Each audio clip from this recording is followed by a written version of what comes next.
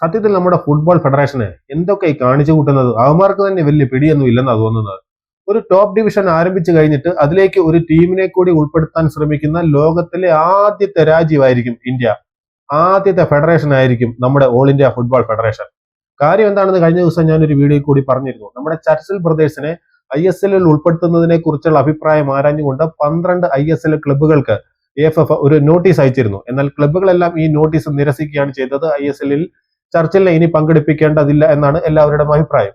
എന്നാൽ എന്തുകൊണ്ടാണ് IFF ഇങ്ങനെ ഒരു ചോദ്യം ചോദിച്ചത്? നേരത്തെ ഈ ഒരു ആവശ്യവുമായിട്ട് ചർച്ചിൽ ബ്രദേഴ്സ് AFF-ന്റെ അടുത്ത് ചെന്നപ്പോൾ അവരത് നിരസിക്കുകയാണ് ചെയ്തത്. വീണ്ടും ഇതേ ആവശ്യം തന്നെ ലീഗ് ആരംഭിച്ചതിന് ശേഷം ഉന്നയിക്കണമെന്നുണ്ടെങ്കിൽ ഇതിന്റെ പുറകിൽ എന്തെല്ലാം കളികൾ നടന്നിട്ടുണ്ടായിരിക്കും.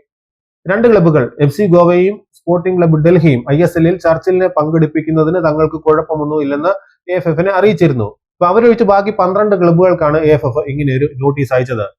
എന്നാൽ ഫെഡറേഷന്റെ സ്വന്തം എക്സിക്യൂട്ടീവ് കമ്മിറ്റി തീരുമാനിച്ച ഒരു കാര്യം വീണ്ടും പരിശോധിക്കുന്നത് എന്തിനാണ്? അപ്പോഴാണ് ഇതിന്റെ പുറകിൽ നടക്കുന്ന കളികൾ നമുക്ക് തെളിഞ്ഞു വരുന്നത്. ഹേൽനവിന്റെ ഒരു റിപ്പോർട്ട് പ്രകാരം അവർ പറയുന്നത് ഇങ്ങനെയാണ്: ചർച്ചിൽ ബ്രദേഴ്സിനെ ISL-ൽ ഉൾപ്പെടുത്തുന്നതിനെ പിന്തുണയ്ക്കുന്നതിനായി അവരുടെ സംസ്ഥാനത്തെ ഒരു മുഖ്യമന്ത്രി ഒരു ISL ക്ലബിനെ സമീപിച്ചു. കൂടാതെ 2 ISL ക്ലബ്ബുകളെ കൂടെ കേന്ദ്ര സർക്കാരിലെ 2 മന്ത്രിമാർ സമീപിച്ചു എന്നാണ് പറയുന്നത്. അപ്പോൾ കാര്യം നമുക്ക് വ്യക്തമായില്ലേ?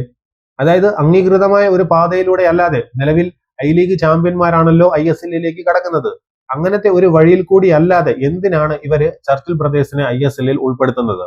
അതാണ് ഇതിന്റെ പുറകിലെ ചോദ്യം. ഏതായാലും ISL ക്ലബ്ബുകളൊക്കെ ഇതിനോട് നോ പറഞ്ഞിട്ടുണ്ട്. അവർ പറയുന്നത് ISL-ന്റെ സ്ട്രക്ചർ ക്ലോസ്ഡ് ആണ്, അത് ഫൈനലാണ്, ഇനി അത് മാറ്റാൻ സാധിക്കില്ല. ഈ ഘട്ടത്തിൽ ഒരു എക്സ്പാൻഷനോ മാറ്റമോ ഞങ്ങൾക്ക് സ്വീകാര്യമല്ല. അംഗീകൃത പാതയിലൂടെ അല്ലാതെ ഒരു ക്ലബിനെ താൽക്കാലികമായി ഉൾപ്പെടുത്തുന്നത് മെറിറ്റ് അടിസ്ഥാനമാക്കിയുള്ള പാർട്ടിസിപ്പേഷനുമായി പൊരുത്തപ്പെടാനാവുന്നില്ല. ലീഗ് ഘടനയെക്കുറിച്ച് AFF മുമ്പ് തന്നെ ഒരു നിലപാട് എടുത്തിരുന്നു. വീണ്ടും ഓപ്പൺ ചെയ്യുന്നതിൽ അതിലൊരു നിയന്ത്രണ സ്ഥിരതയില്ല എന്നൊക്കെയാണ് ക്ലബ്ബുകൾ ഇതിന് കാരണമായിട്ട് പറഞ്ഞിരിക്കുന്നത്. അവർ പറയുന്നതിലെല്ലാം കാര്യമുണ്ടല്ലോ. എന്നാൽ മറ്റൊരു കാര്യം കൂടി, ഈ സീസണിൽ ഇനി ചർച്ചിലിനെ കളിപ്പിച്ചില്ലെങ്കിൽ അടുത്ത സീസണിലേക്ക് ചർച്ചിലിനെ കളിപ്പിക്കാനുള്ള നീക്കവും AFF നടത്തുന്നുണ്ട്. നിലവിൽ ഈ സീസണിൽ ലീഗിൽ ചർച്ചിൽ ബ്രദേഴ്സ് കളിക്കുന്നില്ല എന്നാണ് അറിയാൻ കഴിയുന്നത്. ലീഗ് കളിക്കാതെ, അതിൽ ചാമ്പ്യന്മാരാകാതെ എങ്ങനെ ISL കളിക്കാൻ പറ്റും?